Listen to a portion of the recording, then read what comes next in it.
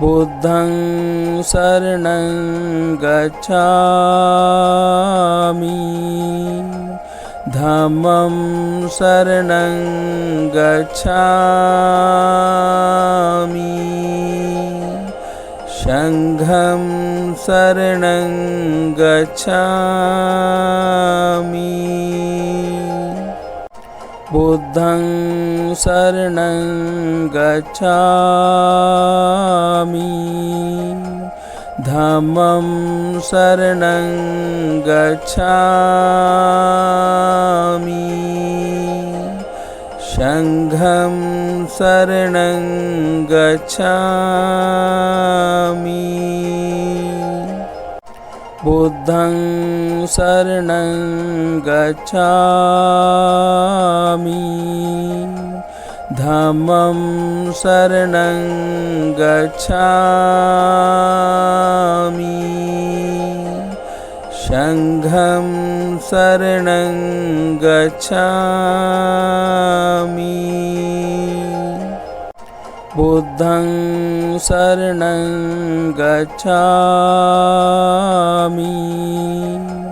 धम्मं शरणं गच्छामि संघं शरणं गच्छामि बुद्धं शरणं गच्छामि धम्मं शरणं गच्छामि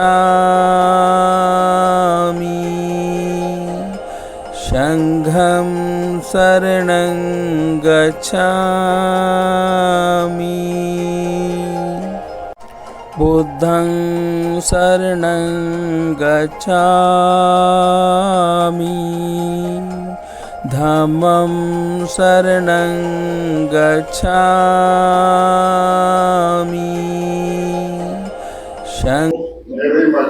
तथागत बाबा साहब की तरफ हाथ जोड़कर नमन की मुद्रा में बैठेंगे। बुद्धं नमामि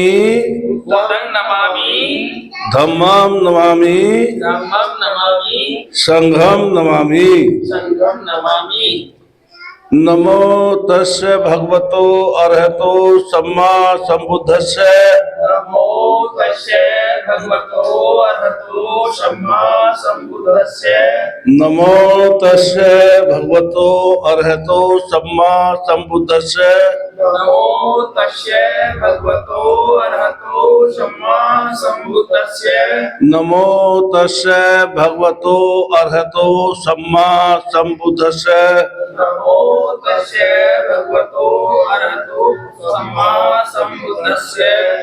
बुद्धं शरणं गच्छामि बुद्धं शरणं गच्छामि धम्मं शरणं गच्छामि धम्मं शरणं गच्छामि संघं शरणं गच्छामि संघं शरणं गच्छामि द्वितीयाम्पि बुद्धं शरणं गच्छामि द्वितीयाम्पि धम्मं शरणं गच्छामि द्वितीयाम्पि धम्मं शरणं गच्छामि द्वितीयाम्पि धम्मं शरणं गच्छामि द्वितीयाम्पि संघं शरणं गच्छामि द्वितीयाम्पि संघं शरणं गच्छामि तृतीयाम्पि बुद्धं शरणं गच्छामि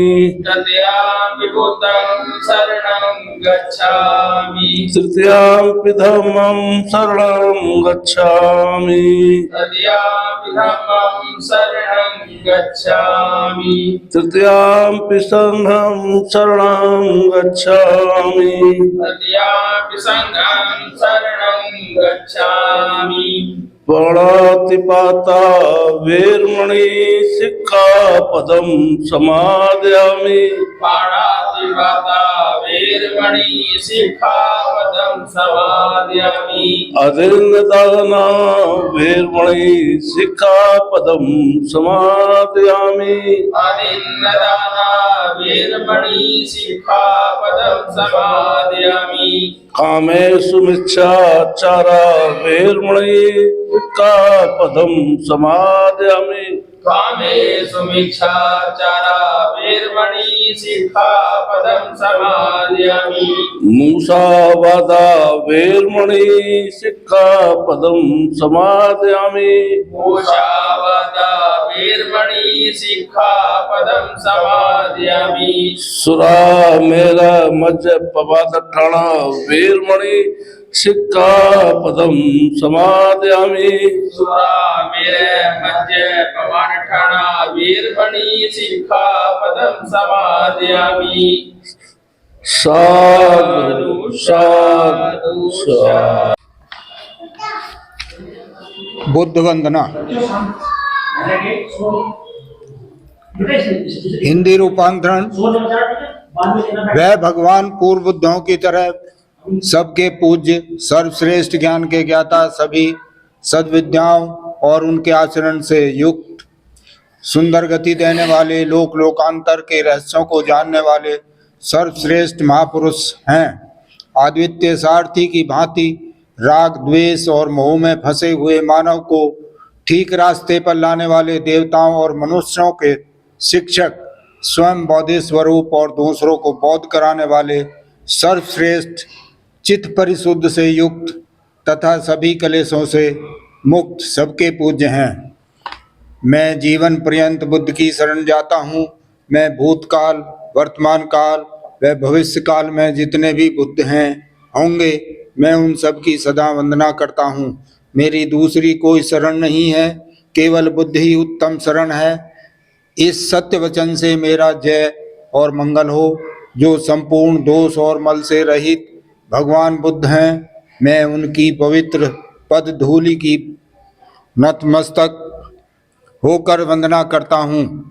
यदि अज्ञानवश बुद्ध के प्रति कोई दोष हो गया हो तो बुद्ध उसको क्षमा करें। संसार में जितने भी रत्न विद्यमान हैं, मैं उनमें से बुद्ध के सामने कोई भी रत्न नहीं है। अतः मेरा कल्याण हो। बोधि वृक्ष के नीचे बैठकर जिन्होंने कामदेव की असंख्य सेना को हराया और ज्ञान प्राप्त करके बुद्धत्व लाभ किया, मैं ऐसे उत्तम बुद्ध को प्रणाम करता हूँ।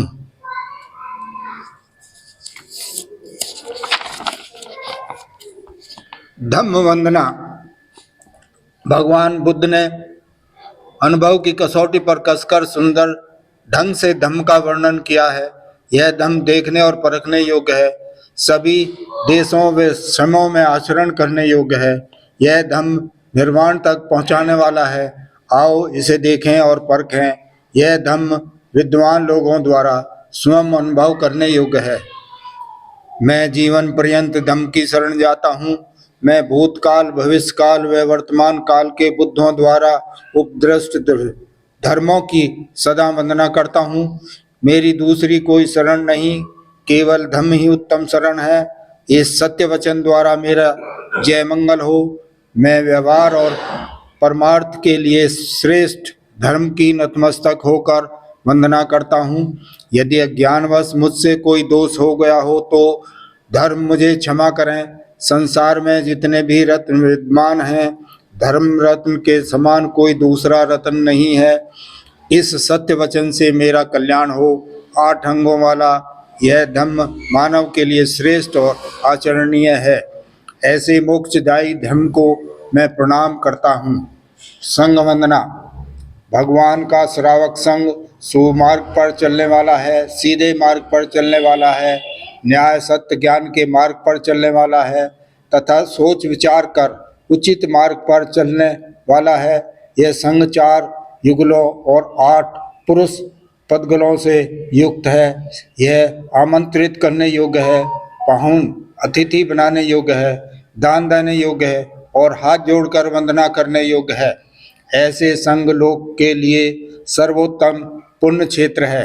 मैं जीवन पर्यंत ऐसे संघ की शरण जाता हूँ जो भूतकाल, भविष्यकाल और वर्तमान काल में जो बुद्ध शिष्य संघ हैं, मैं उन सब की वंदना करता हूँ। मेरी दूसरी कोई शरण नहीं है, केवल संघ ही मेरी उत्तम शरण है। इस सत्य वचन से मेरा जय मंगल कल्याण हो। मैं मन, वाणी और कर्म से पवित्र संघ की नतमस्तक होकर वंदना करता हूँ।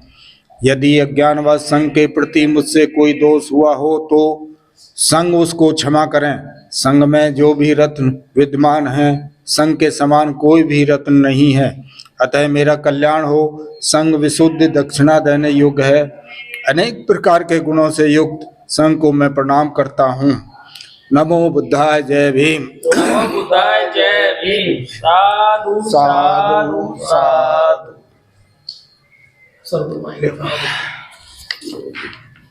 अब आएगा मैं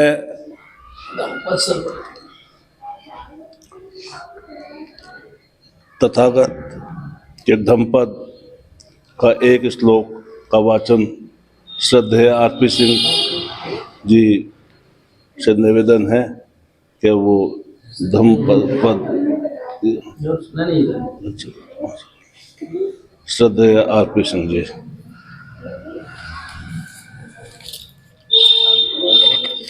करुणा के सागर तथागत बुद्ध विश्वरतन हे भिक्षु, ध्यान भावना का अभ्यास करो। इसमें प्रसाद ना करो, इसमें प्रमाद ना करो। तुम्हारा चित्त सांसारिक भोगों के चक्कर में न फंसे। परमत्त उन्मादी बनकर लोहे के गरम गोले को ना निगले। संसार के दुख रूपी आग में जलते हुए तुम्हें रो रो कर बाद में यह कहना ना पड़े कि यह दुख आ पड़ा है। जो साधक प्रज्ञा विहीन है उसकी ध्यान भावना का कैसे अभ्यास होगा। ऐसा साधक चित्त को एकाग्र नहीं कर सकता और ध्यान नहीं करने वाले को प्रज्ञा नहीं हो सकती। ध्यान के बिना प्रज्ञा असंभव है। अतः जिसके पास ध्यान और प्रज्ञा ये दोनों हैं, वही निर्वाण के निकट है। ध्यान और प्रज्ञा का गहरा संबंध है। प्रज्ञाहीन व्यक्ति को ध्यान नहीं होता। शील है तो ध्यान समाधि को प्राप्त होता है और समाधि से प्रज्ञा जागृत होती है। प्रज्ञा का अर्थ है अंतर्दृष्टि, विवेक और ध्यान यानी एकाग्रता। वैसे हर व्यक्ति में प्राकृतिक देन प्रज्ञा भीतर मौजूद रहती है, लेकिन वह जागृत नहीं होती, सोई रहती है। जब संसार में दुख, अनित्य और शरीर में अनात्म समझकर सांसारिक क्षणिक सुखों से मन हटता है, तब प्रज्ञा जगती है। सही और गलत की समझ पैदा होती है। जब प्रज्ञा पूरी तरह जग जाती है, तब ध्यान में एकाग्रता आती है। ध्यान और प्रज्ञा का संबंध दीपक जलने और उसकी रोशनी की तरह है। दिए का जलना ध्यान है, उसकी रोशनी प्रज्ञा है। इस प्रकार दिए के जले बिना उजाला नहीं हो सकता, तथा जब उजाला हो और दिया न जले ऐसा भी नहीं हो सकता। तथागत कहते हैं जिसमें ध्यान और प्रज्ञा है वही निर्वाण को उपलब्ध होता है। जो भिक्षु किसी शून्य आगार किसी शांत एकांत ध्यान में रहता है, जिसका चित्त शांत है, वह सम्यक रूप से धम्म की विपස්සना करता है। अपने शरीर में धम्म का सम्यक साक्षात करता है। उसे लोकांतर यानी दिव्य सुख आनंद प्राप्त होता है, जो सामान्य मानवीय लोकीय यानी सांसारिक सुखों से परे है। इति सो आज का एकाग्रता ध्यान और प्रज्ञा नहीं हो सकती और चित्त शांत व दिव्य आनंद का अनुभव का आज का पाठ्यक्रम यही समापन होता है। साधु साधु साधु। जय भीम नमो बुद्धाय।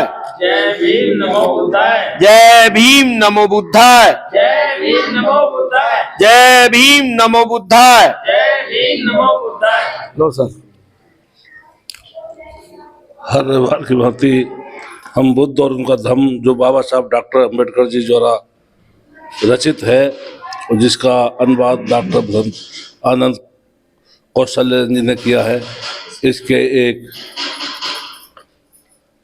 पाठ का भिक्षु के कर्तव्य तीसरा भाग मैं श्रद्धेय मनोज बौद्ध से निवेदन करूंगा कि वो इसको पढ़े।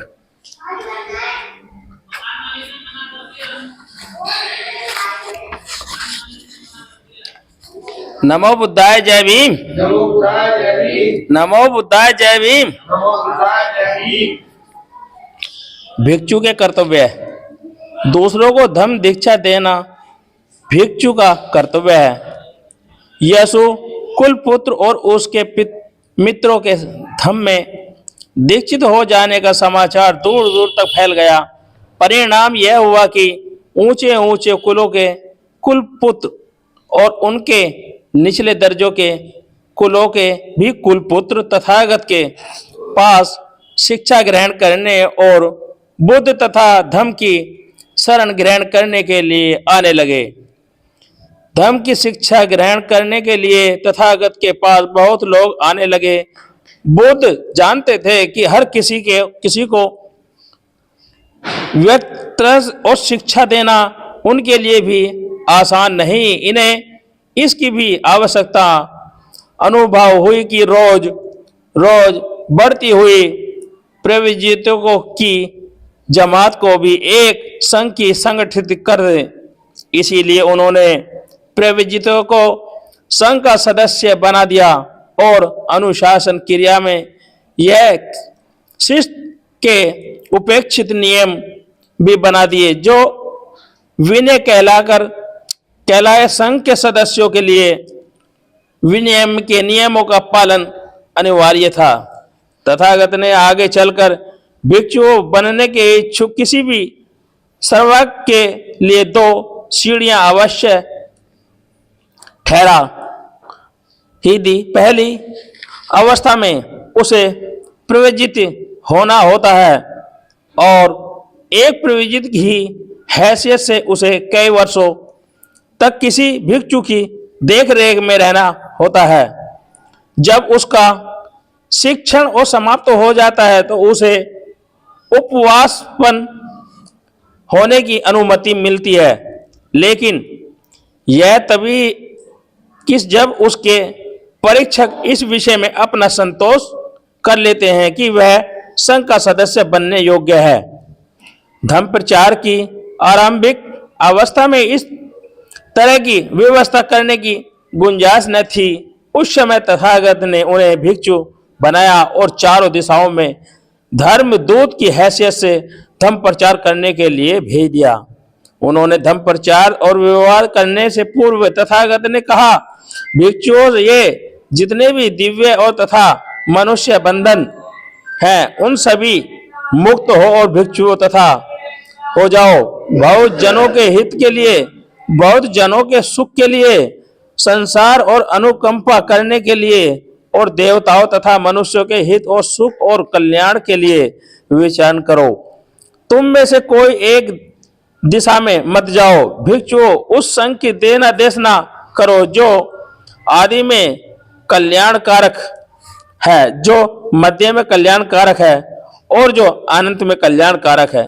भिक्षुओं अर्थात में व्यंजन शब्दों और शब्दों से युक्त ऐसे धर्म की देश न करो जो परिशुद्ध और श्रेष्ठ जीवन है। इसीलिए प्रत्येक जनपद में विचारों को अभी धम्म में और अदीक्षित है उन्हें दीक्षित करो। दुख से दंग इस समस्त संसार में विचारों का हर जगह शिक्षा दो। सभी विज्ञानियों और अज्ञानियों को ज्ञान का दान दो। जाओ जहां कहीं महर्षि रहते हो, राजर्षि रहते हो, ब्रह्मर्षि रहते हो, वहां रहो और उनके अपने अपने मत के अनुसार उन्हें प्रभावित करो। इसीलिए जाओ, अकेले अकेले जाओ, अनुकंपा और प्रेरित होकर जाओ, लोगों को बंधन मुक्त करो और उनको दीक्षित करो। तथागत ने उन भिक्षुओं को यह भी कहा, धम्म दान सब दानों में बढ़कर है, धम्म का माधुर्य सब मधुरों में से बढ़कर एक है, धम्म का आनंद सब आनंदों से बढ़कर एक है। साधु साधु साधु। आज का बुद्ध वंदन कार्यक्रम श्रद्धेय श्री आरपी सिंह जी के सौजन्य से संपादित हो रहा है। हम आपके परिवार के लिए, आपके मित्र मंडली के लिए, आपके सभी साथियों के लिए, संबंधियों के लिए मंगल कामनाएं कि आपका परिवार और मित्र मंडली सब सुखी रहें। ऐसे ही आप धर्म के कार्यों में निरंतर अपनी सेवाएं देते रहें। अगला बुद्ध वंदना का कार्यक्रम हमारे श्रद्धेय बाबूलाल गौतम जी 30 नवंबर 25 को वे सब कराएंगे। कार्यक्रम समापन की ओर है। मैं मंगल कामना के द्वारा कार्यक्रम को समापन की तरफ ले चलते हैं। इसके बाद सभ्य सत्ता होगी और कार्यक्रम समापन हो जाएगा। जन जन मंगल, जन जन मंगल, जन जन मंगल होए रे।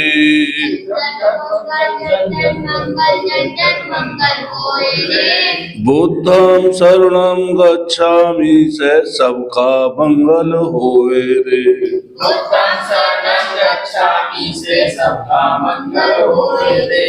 धम्मं शरणं गच्छामि से सबका मंगल होए रे।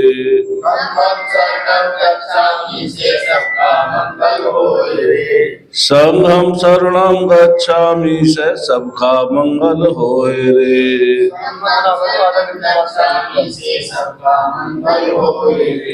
पंचशील के पालन से सबका मंगल होए रे। पंचशील के पालन से सबका मंगल होए रे।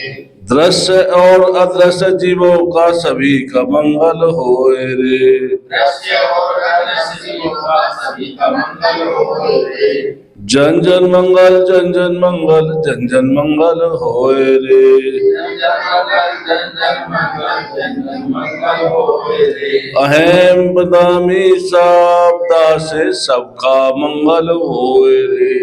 अहम बदामी शब्दा से सबका मंगल होए रे। मद क्रोध और मोह त्याग से सबका मंगल होए रे। मद क्रोध और मोह त्याग से सबका मंगल होए रे। प्रज्ञाशील समाधि से सबका मंगल होए रे। प्रज्ञाशील समाधि से सबका मंगल होए रे। जल के प्राणी, स्थल के प्राणी और गगन के सारे प्राणी, जल के प्राणी, थल के प्राणी और गगन के सारे प्राणी, सबका मंगल होए रे, सबका मंगल होए रे। जन जन मंगल, जन जन मंगल, जन जन मंगल होए रे। जन जन मंगल, जन जन मंगल, जन जन मंगल होए रे।